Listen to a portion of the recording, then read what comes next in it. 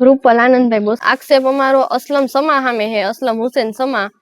એને 2 દિવસથી એ લોકોને મેટર તો ઘણા ટાઈમથી હાલતી હતી, પણ 2 દિવસથી એ લોકોને એવા ઝઘડા થતા હતા. પોતે પરણેલો હતો, એક છોકરાનો બાપ હતો.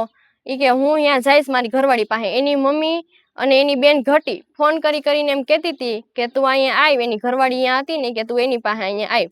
તો મારી બેને એવું કીધું કે હું અહીંયા હું તો તારા મમ્મીને અહીંયા બોલાવી લે, તારે અહીંયા નથી જવું. તો કે હું તો અહીંયા જઈશ એમ કરીને એની ઉપર હાથ ઉપાડ્યો અને મૂકીને 2 દિવસથી વહી ગયો. તો પછી કાલે બપોરે 5 વાગ્યા આસપાસ એને બોલાવી કે તું આય, તારી હારે વાત કરવી છે. શાહિદભાઈ કરીને એનો ફોન આવ્યો હતો, શાહિદ કરીને. અને શાહિદ અસલમ સમાના માસીનો છોકરો થાય. એને એમ કીધું કે તમે અહીંયા આવો વાત કરવી. પછી અસલમ પાસે એના માસીના ઘરે વાત કરવા ગઈ, શાહિદનો ફોન આવ્યો હતો એટલે.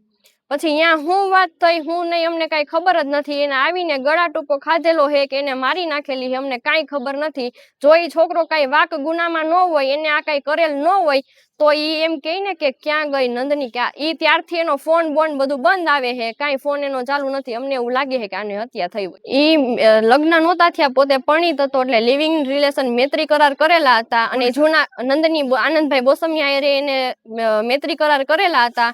અને એ જુનાગઢનો હતો, બુટલેગર હતો, માથા ભારે હતો, ગાંજાનો વેપારી છે, ઓનલાઈન ઓલો ગેમિંગના પૈસા ખાતામાં આવે એ કરે છે. અને હથિયારોના હમણાં જ એની ઉપર કેસ થયા છે. એને હું કર્યું છે મારી બેન એને કઈ ખબર જ નથી.